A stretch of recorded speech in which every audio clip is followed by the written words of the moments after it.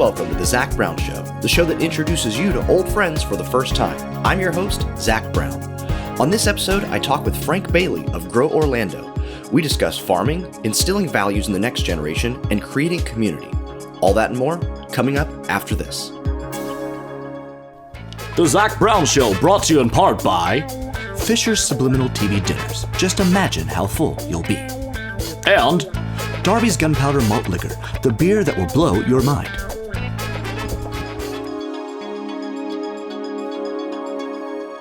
Frank, thank you just so much for just taking time out of your day to just come hang out with me and, just for showing me the ins and outs here, man.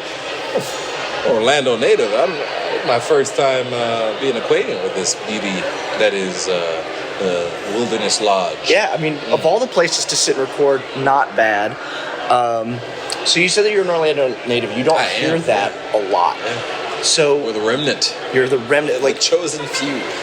I always say that they're the unicorns because there are Florida natives, but you almost never hear about Orlando natives. Yeah, we're rare, very rare. Where specifically in Orlando, just to give our folks who are either Orlando familiar or curious? Sure. So I've been all around the gambit, right? So I grew up in Oak Ridge, born in Altamont Springs Hospital. From age 0 to 12 is in Oak Ridge, and then moved to Metro West. Then family resides currently still in Gotha. Okay. And then I went to college. I went to Park, and then wound up being an educator in Kissimmee. Now I'm running a nonprofit base of operations in Winter Garden, and so I kind of, got Orlando on the back of the palm there. I love Orlando. Like, even before we moved here, it was just such an area that I was always drawn to, and I just loved it. And it's so diverse. It is. It's metropolis, but because it's such. You know what I say? I say that I've been all around the world because I stayed here. I love that. It's true. Yeah, because it's so transient. You see so many different people. So many different backgrounds and ethnicities and heritage. I think it's such a great place, and you almost have to know multiple languages because of the people. Almost, yeah. The walks of life here are insane. Yeah. Learning Portuguese will get you by just as much as English will. Same with Spanish, of course. Right? Of course. And Mandarin. When I first moved to Orlando, I moved to the Claremont area, which really, if you know Orlando, Claremont's kind of the boonies. It's out there. Yeah. No, it wasn't really anything until about 5 or 10 years ago. Exactly. I mean, it's citrus, and lakes, and it's beautiful. It's beautiful. Booming now. Yeah. It's crazy. But I wanted to be closer to Disney, and so, like the 55-minute drive to the parks every night was crazy.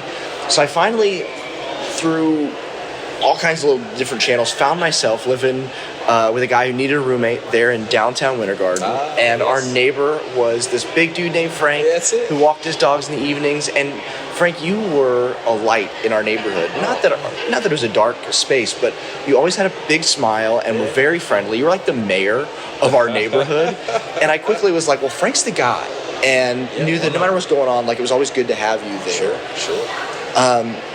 And it was just a friendly smile. I appreciate that. Thank you. We need more of that. Yeah, it was cool. It was cool to have a Zach and Zach next door. I always got to play on the words there with some friends. But it's good to catch good vibrations from people, positive energy just emulating from you. And that was really nice because I'm from, people don't really call Orlando the South, but I mean, pretty darn south. Yeah. You look at it geographically, and you go anywhere outside of Orlando, I mean, you'll immediately find yourself right there in the good old southern hemisphere of America. But and I grew up with that culture. I waved at everybody the whole time. It's just like kind of common courtesy, and it's part of who you are. It is now. Yeah, absolutely.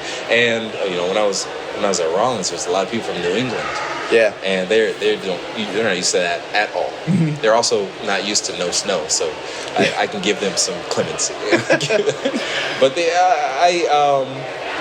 I very much enjoy feeling safe and comfortable in my own living space, knowing who's around me, having them know me. Yeah. It's very important, and it provides that sense of security and and community that's we're really missing nowadays. Yeah. So You always knew which house was Frank's because it had the greatest garden. You had all these things growing. It was like one of those things. That's so many things growing. And I remember I thought, well, man, this guy's really into this whole gardening thing. And little did I know that you have this project. I don't want to call it a project because that sounds belittling, and I don't mean it to. But it's your heart. A series of projects. It's a series of projects. So please tell our listeners about Grow Orlando and where that came from, like where that was birthed inside of it. Absolutely. So Grow Orlando is a nonprofit 501c3 organization in Orlando that teaches life skills through plant cultivation. So we basically hire youth to farm and landscape, and we teach them life skills in the process. The first one being work ethic, right? Because very much needed and very much lacking, and you can't escape it in the agricultural industry. Yep. So that's great. And financial literacy, because we're paying them for the value that they're creating. So we're essentially showing them and giving them the experience of creating value, being a steward of value, and then transferring that value to their person. Yeah. Because that's something that all successful people that I've ever talked to, they all started that way. It's like, well, what was your first job? It's like, well, I mowed lawns, or I was farming in my grandparents' backyard, or I was babysitting, or I was washing cars, like some job that was tough that they wound up learning from. Some of them got into the industry, most of them didn't, but they carried that with them.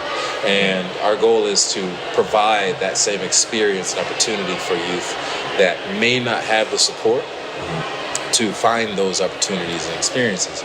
And it started, throwing me back here, 2015, I had this crazy idea that, turning land into money was a good idea. Right? Yeah. So I tried real estate because I was like, of course, let's do real estate. But it felt cold Especially and callous at that time. I didn't like it. I didn't like the industry at that time. Now I'm diving into it because I feel a bit more secure with it. But back then I did not like it at all. It just seemed so callous of seeing all these farms turn into subdivisions. And this is when organic was like the big thing. So wait a second. So people want local organic food, but all the local organic farms are turning into houses. Yeah. So food is going to wind up being top dollar. Like, people are going to want healthy food more often. It's going to be normal, but there's not going to be any local farms for them to find it. So we're like, okay, that's what we're going to do. And so wound up getting in there, started farming and stuff. And we had farmers market stands at the YMCAs. We had downtown YMCA, Roper YMCA. We had a stand. We had a stand at the Dr. Phillips YMCA. We even had a farmers market stand at the health department in Seminole County. And our goal was to farm the food, have it available where people want to be healthy, and then create almost like a CSA, a community supported agriculture, where you have a subscription, you pay it, pick up your food, take it home. When you're in a perfect place, you're people, like you're saying, you're at the Y. People are already health-minded. Health department. It's exactly. in the name, right? And so one summer, it was the summer of 2015, they're like, hey, would you do an enrichment course with one of our YMCAs at Tangelo Park? And I was like, Tangelo Park YMCA? I used to play there when I grew up in Oak Ridge. They were a rival. Tangelo Park and Oak Ridge were rivals. And Harry Rosen did some incredible things in Tangelo Park, providing scholarships for kids who graduate, to go to college and stuff. Really cool stuff. But the goal was to be able to teach these kids. They wanted us to go in, teach these kids about health and wellness. And I know these kids, right? And they had us come in at 11 o'clock, so an hour before lunch, and right after PE in the gym, to talk about healthy food. I'm like, wait a second, you want us to come in here and talk to these kids, age 9 to 19, about eating good, eating healthy, in between, when they're in their most hyperactive and volatile state? It's not going to happen. Yeah. And so what we did was we came in with like these little starter plants. They were like an inch tall. Okay. And 95 cents each plant. So we bought them. Some of them we grew ourselves, and we labeled them, gave it to them. Said, we're gonna give you these plants. This is a gift to you. Each one of you has a plant. You see the name on it. You bring it back in 2 weeks, I'll give you $2 for it. Okay. I told them, I was like, I'm not just giving you that. I'm gonna sell what you give me for $5 at one of our farmers market stands. So you'll make money, and I'll make money. The customer will be happy. You'll be happy, and I'm already happy because I already gave you a plant. It's a gift. Then 2 weeks come by, one kid remembers his plant, and he brings it in, and I'm like, gosh, come on, guys, what happened? And so we bring the kid up, Shark Tank style. I was like, all right, supply is really low right now, but demand is super high because we have a farmer's market stand tomorrow. I told you $2. I'll give you $3.25. And he's like, a really shy kid. He's like, okay. And so he's thinking like, okay, that's it. So we gave him the $3.25, and every single kid, their heads just shift. They're like, wait, what? Like actual money? The next week, everybody had a plant. Yep. Some plants I've never even seen before, but they knew about them. They knew exactly what the plants were. They knew how. We told them that if they could market it up to us, we'll negotiate.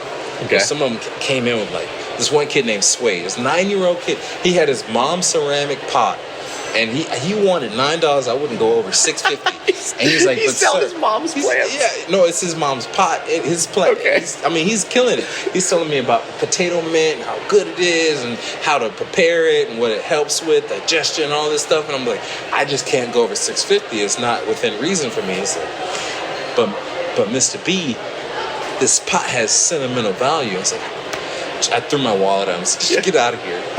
How do you know what that word means? You can't put a price on sentimental. 9 years old. I was like, wow.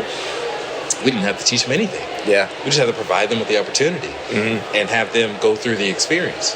And they learned it themselves, while also creating value both for themselves and for their immediate community. And so we were like, wait, screw everything else. We got to do this. Yeah. And that's where I started. So it's 2015, and we're now in 2022, and what do you feel has been the most significant change? Like what?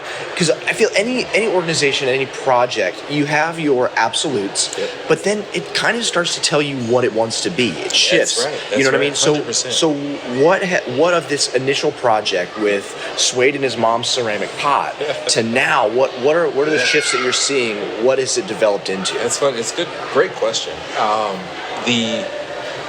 We've explored projects with every facet of the agriculture industry is huge, right? And we've done a number of things. We've put in installed orchards, we've done floriculture, we've done succulents, we've done vegetables, we've done. There's so much. And what really winds up happening is exactly what you said. Right now, we're at a point where we're circling back to, okay, we have proof of concept. We have more students that want to come and work than we have opportunity to provide. We have more people. It's an incredible problem. We have more more farm locations that want to create farms than we have resources to develop. We could have started a landscaping company. We replaced sod for probably 6 months at one point, and that was extremely lucrative. It was very hard, but it was very lucrative.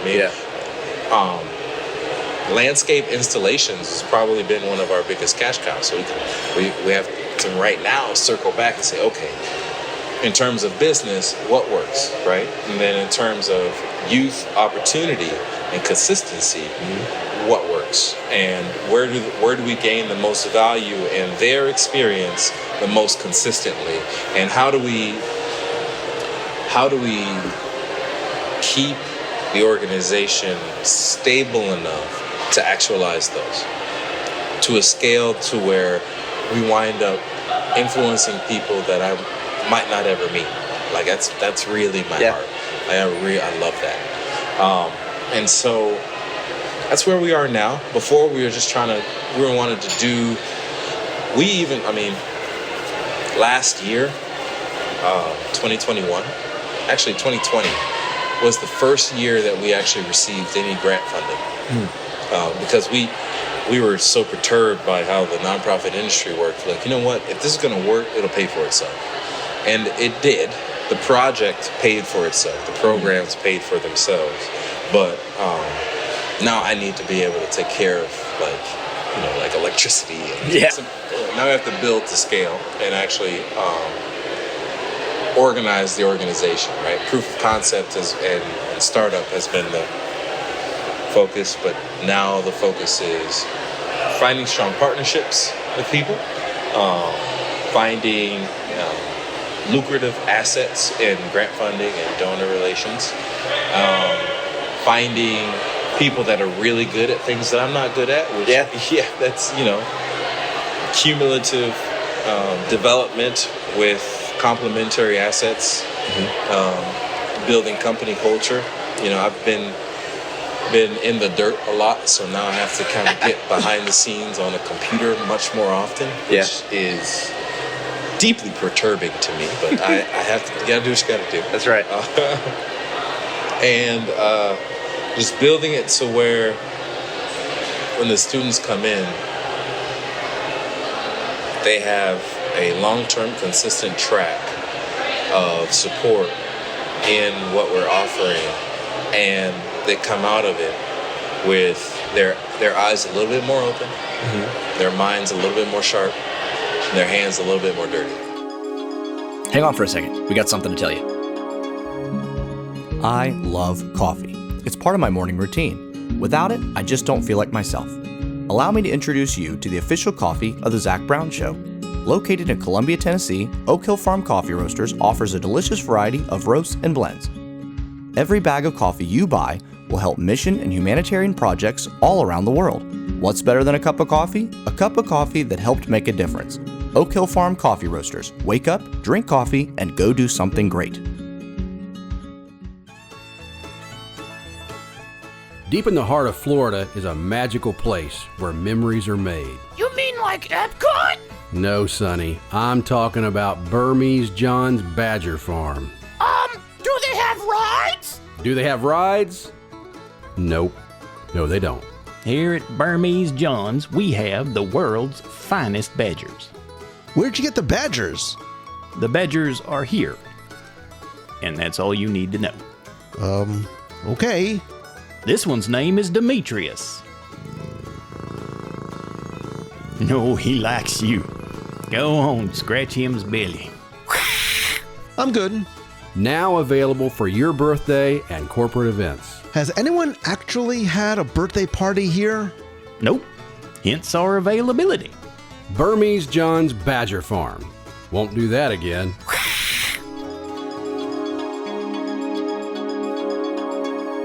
That's, I think, the heartbeat of this entire movement is I feel that people get involved with projects and we create the wrapper, and the wrapper is what sells it. It's the thing that what makes people attracted to what we're doing, want to get involved. But what's actually at the center, the good nutrient, the thing that you're actually the thing you're putting forward, the thing that you're creating, is that you are teaching humans to be better. You are giving them life skills.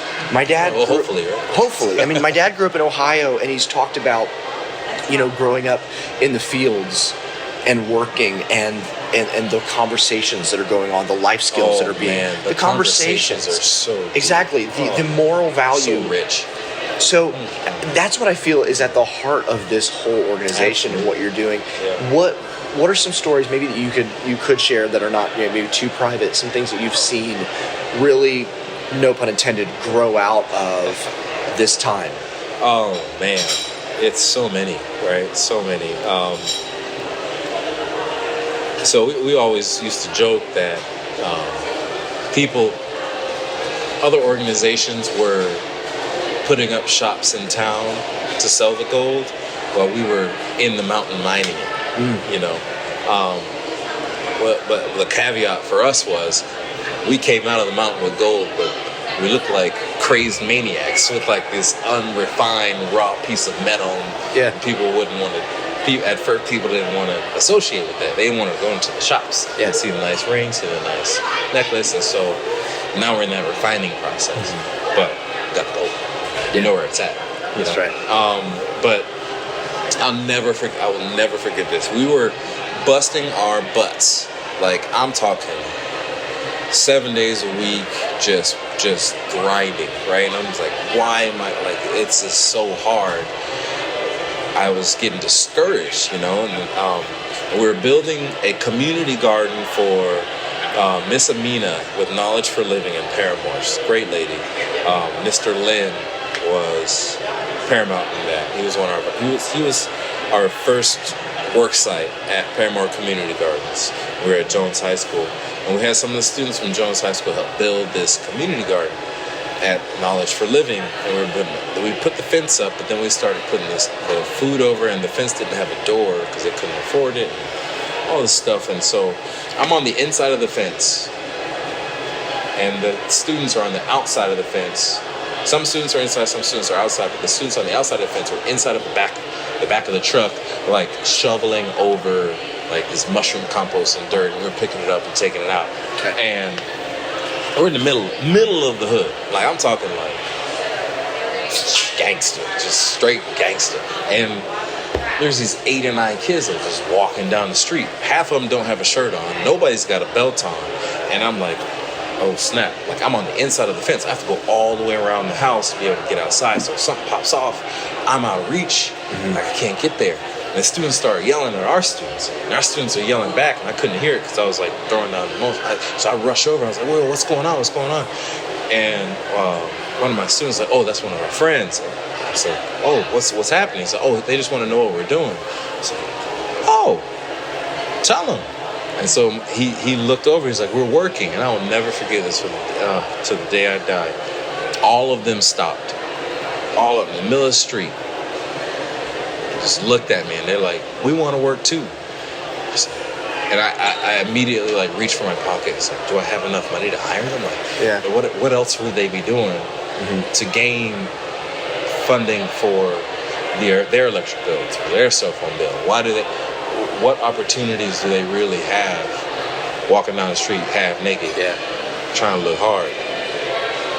Probably like gangbangs type stuff, you know. And so I thought, this is we have to do this. We've got to do this. And so when people ask me, it's like, who is your biggest competition? Like, in terms of other nonprofits or other businesses, it's like our biggest competition are gangs. Pure and simple. Gangs and other groups of nefarious activities, because that's the primary resource of opportunity that these students are finding. And so, looking to change that. And you keep using that word. It is the opportunity. Yeah. It's not that there's necessarily a lack of desire to work or to participate in something. That's very much. It's the human nature. Yeah. It's why we root for sports. It's my shirt versus your shirt. Correct. We've seen it time and time again. It's not about the guy wearing the shirt. It's my color versus your color. I had to learn that one though. We still don't have like company shirts. I'm getting on that. Okay. So thanks for reminding me. But you are creating opportunities for young people to participate in a worthwhile project. Yep. They're learning life skills. Yep. They're building community within their group, which, you know what I mean? Like, when you talk about building community, we started walking outside of areas of economic disparity. Like, we were hiring kids from East Winter Garden and Oakland Park. Yeah. And they were all working at the garden together. And you want to talk about, like, first off, there was a big cultural splash. Like, it was like, whoa. And then there was a big cultural exchange. And then there was empathy levels were rising.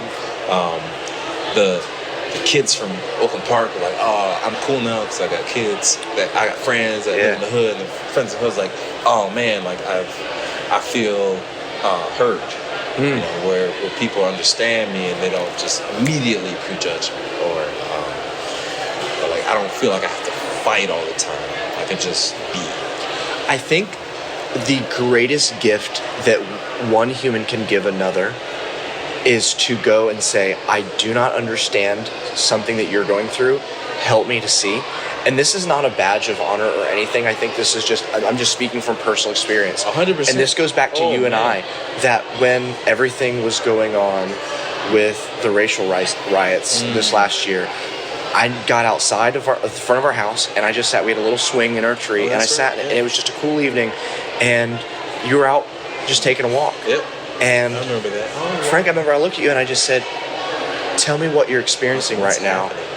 Yeah. Because you're speaking from a completely different perspective that I'm hearing. So help me to know what you're feeling right now. And I think that whether you're involved directly with something that's going on or not, it's the greatest gift that we can give to somebody. And it's not a gift like of benevolence, but just as humans to sit and go, help me understand. And I think what you're doing is you're offering this place where people from different backgrounds can meet, and then the world just becomes so much more friendly because they're your friend now. Yeah. They're not some stranger, and maybe you have a little bit. Maybe you get where they're coming from. Maybe they may not walk out as friends, but they walk out respecting each other. Yeah. Or just I have a little bit better of understanding what you're talking about. Maybe I was being a bit prejudiced myself.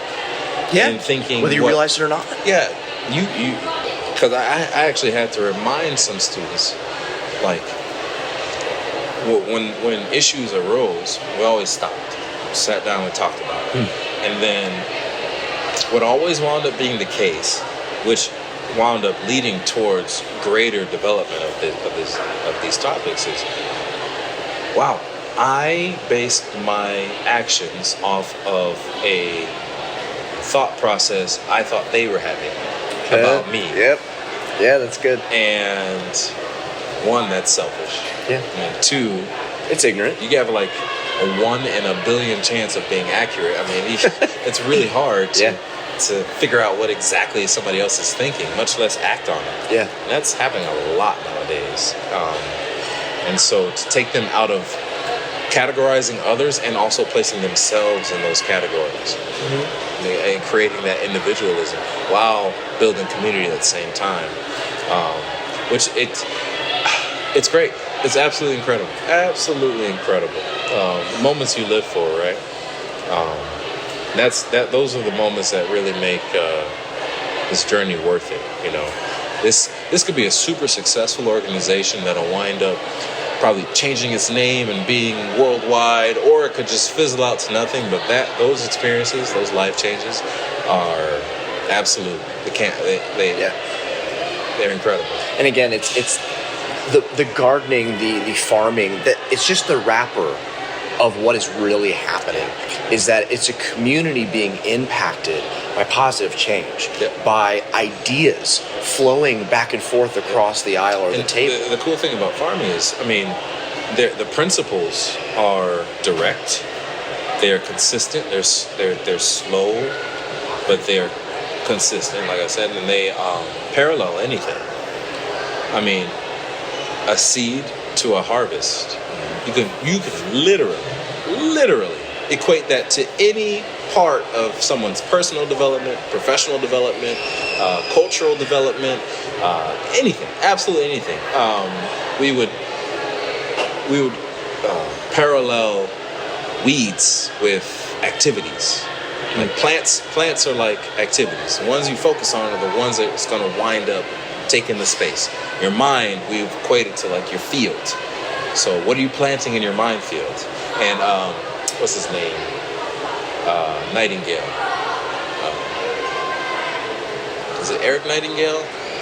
Can't remember his name. But he had this. Oh my gosh, why can't I remember his name? I think it's Eric Nightingale. But he has the same scenario. It's like your mind is the field, and the thoughts are the seeds. Mm-hmm. So there's good seeds and bad seeds. But what are you hungry for? Yeah. Like, what do you want to eat? Do you want to eat negativity? Do you want to eat success?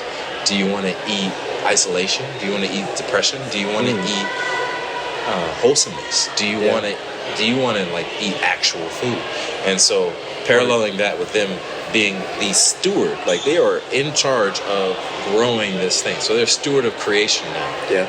They are taking a responsible and active role in this life form's success or failure. Yeah. what are you gonna do? You can't hide from what you see, like what happens. It's there. Yeah. And so it's been powerful, those transition shifts. I mean, helping kids go from almost getting kicked out to graduating, helping kids from almost doing some really stupid stuff to not doing it, getting some kids that are just plain lazy and getting them To see that they can. active. They can making do sure something. That's 100% all of the kids. Yeah. That you can do this. Some of you can't do it well, so this should probably not be your industry. Some of you are actually really good at this, so you just think about it. But you can. This is an incredible time that we're living in. You know, I tell them that all the time. I say, I have a question for you. And it'd be some absurd question. And I'd make sure that they didn't have a clue what the answer was. It's like, I want you to now pull out your phone and find it. So they find it. It's like, this is the answer. It's like, wow. 100 years ago, you would have died asking that question. Yeah. You know, so it's use what we have in front of us. And so it's kind of what we've been doing, incubating. Really, really excited about what the future holds because, you know, we have enough proof of concept now. I don't need to validate these activities' reason for being. What I need to validate is how can we provide the deepest impact with the most students, and that's the direction we're gonna go in. So I have this question that I've been asking my kind of solo guests on the show, and I feel like you somewhat already answered it, but I still want to propose this to you: is the last harvest has been brought in on your life as it is currently, and you leave this earth to go to the next part of your journey. What do you, Frank Bailey, what do you want your legacy to be? Oh man, I want to have fingerprints all over the world that create these ripple effects and waves that impact people that I've never met. I love that. So like right now, there's a choir department at Poinciana High School. Started that like almost 10 years ago now. Good God. I'm old. I'm getting older. It doesn't stop, thank God. But there are students that have almost 2 or 3 years worth of students that have been through it from the beginning of high school to the end of high school. Some of them go to college for it, and they were able to go through that. And I never met them, but I helped create that opportunity for them to do. I love creating things for people that I may or may not ever meet. Yeah, that's butterfly effect of awesomeness, legacy building, superb greatness that I want to achieve. I love that. Yeah. So Frank, for those who are listening who, whether they are into farming or they're just into seeing a better tomorrow, which I hope that's every single person listening to this podcast, how can they be more part of what you're doing with Grow Orlando? How can they support this? How can they find out more about what you're doing? Sure. I mean, we have a website, groworlando.org. We're on Facebook and Instagram. I could use help with those areas because I'm not very social media prone. One of my advisors told me, they're like, look, you do what you do best and then drop the other stuff and find other people to help because otherwise I'm just going to burn out. So I could definitely use help with that. If there's anybody else out there, they come out to some of our farms and help farm. We can use some more financial literacy teachers. If people want to donate, we have a donate button. If people want to invest and seek a return, we have that as well. That's awesome. That's a little bit higher tier, though. So we have packages for them to look at and stuff. Okay. Because, I mean, we're about creating value, right? Whether it's with the students or with the food or with the landscaping, we want to create value. Yeah. And if people want to participate in that, then we want to make sure that they're creating value with us, whether it be the social ROI with the students being able to gain life skills experience or actual monetary returns where they get 10% return on a $100,000 investment, annually. So that, there's There's tons of ways that I use all the help I can get. Awesome. GrowOrlando.org. And my email is frank@groworlando.org. So hit me up. Perfect. We'll put all this in the show notes for those of you listening. Yeah. You'll be able to follow. Thanks for listening, guys. Yes, thank you for being here, Frank. Man. Thanks for hanging, I man. love talking. I see. I'm talking to people I've never even met. That's right. Cool. I want to meet you. Who are you? Who are you listening to me right now? You with those pretty ears. Yeah, I see those. I'm kidding. I can't. We're on Zach's phone right now. You're so weird. Well, that's all for this episode. I hope you enjoyed it as much as we did. Once again, I'd like to thank Frank Bailey for taking the time to share his passion project with us.